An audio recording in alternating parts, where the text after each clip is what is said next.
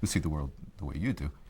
But I kind of learned early on that, I need those folks. I need those folks who, when I get feeling a little bit risky or I'm not sure I'm connecting, that are going to give me a nod and feed me a little bit and keep me enthusiastic and keep me feeling good. But I always also chose about 5 or 6 faces that were kind of stern. And I would call them my back row, the ones who wouldn't react, the ones who would not give me any kind of a gesture or anything. And those are the ones I was always working on. Those are the ones that if they didn't walk away, I always felt better. So I was really always working for somebody out on the edge, somebody who was out there that I wasn't sure where their heads were. And then the opportunity is after that program, would they come and approach me, or would I have some opportunity to approach them and see what was working or not? When that happens, when I start to find out what connects in one given program, how it worked for this set of people, that goes into a database in your head about, how to handle the next set of people. And no two groups are ever the same. There's no two individuals that are the same. But the more you learn about the possible reactions and the possible connections that are out there, the larger your arsenal is, the more resource you have to provide opportunities for intellectual and emotional connections, to provide opportunities for provocation to occur. To ask visitors, well, what does this place mean to you? What did it mean? Why did you come here? What significance does this place have to you? Instead of assuming that it's my job to tell them about the significance of the place. That's a crossroads moment for an interpreter, realizing that it's about the visitor instead of about what I know myself. What are some examples where you've turned some hearts, where you really felt not only the connection, but that you had gotten that person really to respond, or that group? Does that happen as a group, or do you see it kind of? That one's hard because there are many wonderful moments there are many wonderful moments. I'm not sure you could make it as an interpreter.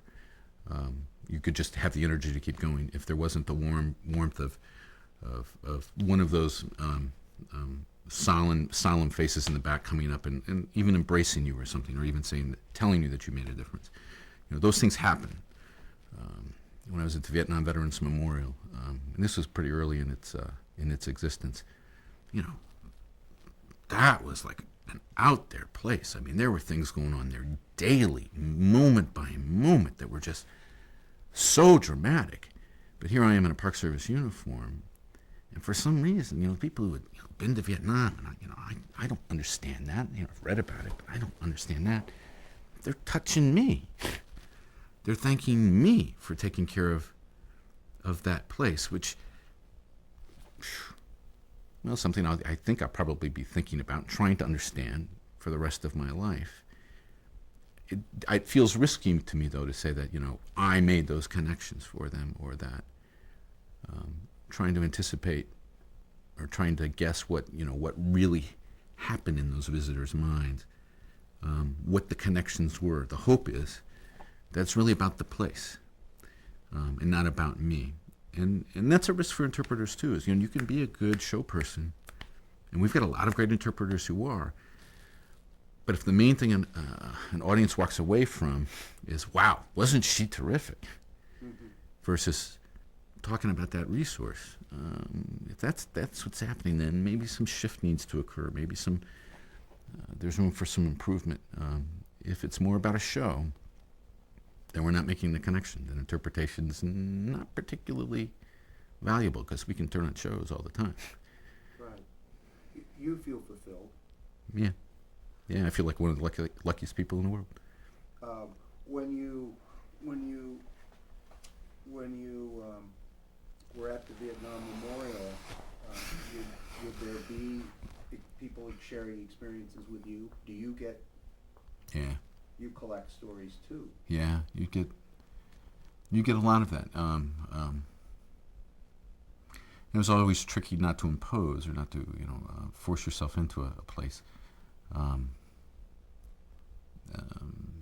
But yeah, you get stories. it'd be worth if you're hunting for one of these, sort of an off-tape kind of thing. Is give me a minute to think of if you're looking for a rap, if you're looking for an anecdote or two. Well, I am a vet, and I've been down at Vietnam Memorial, and we plan to film there. It surely is where a lot of people are looking for a lot of different things, information being just that one, a kind of chance to suffer and remember for some, and kind of forgive and let go for others. And I'm sure you're also looked at as somebody that's kind of a confidant. That's somebody that is. I love when you were speaking of you're the caregiver, and they're glad somebody is taking care of you. And that was it's an interesting thing for me, and this is purely my opinion. But I think that the role of that place has changed. It's a different place now than when I was working there. I was working there in '87, so it was about 3 or 4 years into its existence at that point. And while it remains raw, you can see a difference in the things that are left now. My own sense is it's not as close as it used to be, that there are more layers of interpretation. I think you put your finger exactly on it when you say that, and it's the beauty of the place. It's the wonder of the place. It fulfills so many different needs, that it works for so many different kinds of people, exactly the way that they needed it. And so at least when I was there, it was different than in other interpretive experiences I'd had, because I didn't have to hustle the place. Other places, other historic sites, that are further in the past, they're like bodies that you're trying to breathe the life back into, that you're trying to resurrect, that you're trying to say, hey, this is important because. And so there's a bit of sales, there's a bit of, I need to get your attention. But the Vietnam Veterans Memorial, it was service. It was pure service. It was, what do you need? There wasn't much enthusiasm I had to whip up to help those connections occur. It was service on one side, and then the other side was protection. I mean, it's the perfect, it exemplifies the Park Service's mission better than anything else, any other spot, in a more pure way than I've ever been. It was my job to serve and to provide for people's needs. And then it was also a time when there were so many kinds of camera crews and there was so much press involved that would intrude on what was happening there, that a lot of my work was trying to keep that kind of intrusion out and that kind of disrespectful activity out of the place. So it wasn't the same. I would dare say that any site in the National Park Service is unique in terms of the way interpretation happens, but that one was really unique. That one was really different. If we could kind of ask you for a little thumbnail, maybe the progression of interpretation. We always start with Stephen Mather, and he had some very eloquent perspectives for us and a book. How that has kind of evolved and brought us to today, when we're looking for perhaps a little more objectivity in standards, a little more broader kind of appreciation for interpretation. I probably don't have the details and the specifics, the meat that maybe you want. I don't have a history lesson to give. I can give you my impressions and kind of my experience the last 20 years or so. And my sense of it is that there's always been this tension, this back and forth between should interpretation be about putting knowledge in people's heads, or should it be about kind of entertainment, having people have a good time? Does it support the vacation recreation, or does it have this hard line kind of make people smarter and vote our way kind of way about it? I think schools of thought have varied between those, and there have been different times when different administrations have pushed one more than the other, and et cetera, et cetera, et cetera. I believe that all along there have been successful interpreters. What do I want to say? I want to say that successful interpretation hasn't changed from day one. That successful interpretation has always been about providing individuals, people, audiences with those chances to connect with the resource, emotional, intellectual connections with experiences that make them tied to the place in a new way. That's the language that we're putting on it now, but I dare say that was successful in 1917 as well as it is in the year 2000. And my guess is that we have the same problems in the year 2000 with the different definitions of interpretation, the different ways it's seen as as a way of making people know more or a way of entertaining people, that still exists as well. So I think that tension's gone back and forth.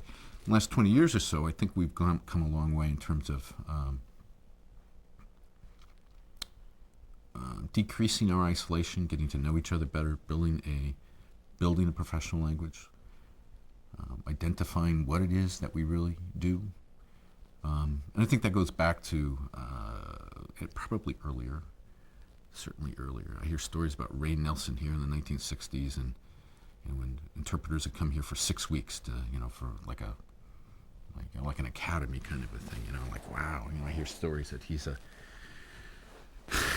that he was really something else, and that he was actually doing the same sort of stuff we're doing now. And I certainly believe it. And then there, the years of Freeman Tilden, when he was laying down some of the same kind of stuff. And in some ways, this is a recent reincarnation of what we're doing with the interpretive development program. Is a recent incarnation of some of the same principles, some of those same ideas, a modern, current articulation of how it works. But I do believe that over time, our ability to communicate with each other and our ability to come to a common understanding has increased and has grown. And the skills program, the interpretive skills program that was developed in the 80s, really helped launch that, really helped. I don't want to use the word standardize, because it's not like it's cookie cutter programs we're after at all. A good professional language does not force everyone to think the same way. It provides us with language so that our disagreements make sense to each other, so that we can learn from each other. I mean, that's really what's happening and what's been evolving, I think, in the last 20 years. If we can really get to a place where we say that, hey, interpretation's about care, about elevating people's levels of care, and everybody gets that, everybody understands that, and understands how important that is, then I dare say we will have taken a big step forward as a profession. I would say it's as important as the Organic Act. I mean, 20 years I've been around, a million different times, a million different training courses, as if any of us have had a million different training courses, but so many different times I've heard people go, well, we have a dual mission. We have a contradictory, a paradoxical mission. You can't preserve a place and then allow people to enjoy it at the same time. And while I embrace and I understand the political ramifications of that and reasons why that's articulated and understood, I think it hurts our sense of mission underneath. If it goes back to Tanaka Shozo, the care of rivers is not a question of rivers, it is of the human heart. If we can't have people experience places, our resources, enough so that they come to care for it in a very special way, then I don't know how we can preserve into the future.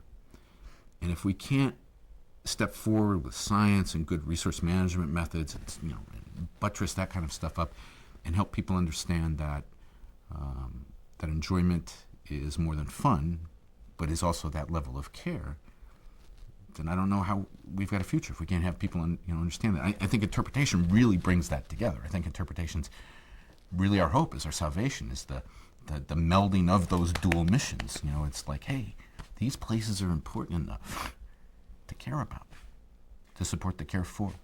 I've heard people make a comparison that your profession represents kind of the modern shaman, a guide for some of our more important spiritual and moral values, as well as kind of getting the lessons of that particular history or that particular object. How does that strike you? Put too much? We always say personal interpretation. We obviously want to have a person that, I make movies, we have maps, we have all these media, but really what we're all hoping for is that kind of personal communication. Yeah, and the connection, that kind of, that really important stuff.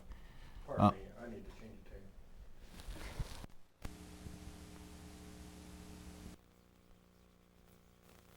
It's exactly what we're trying to. Things, all of those meanings, all of those interpretations exist simultaneously.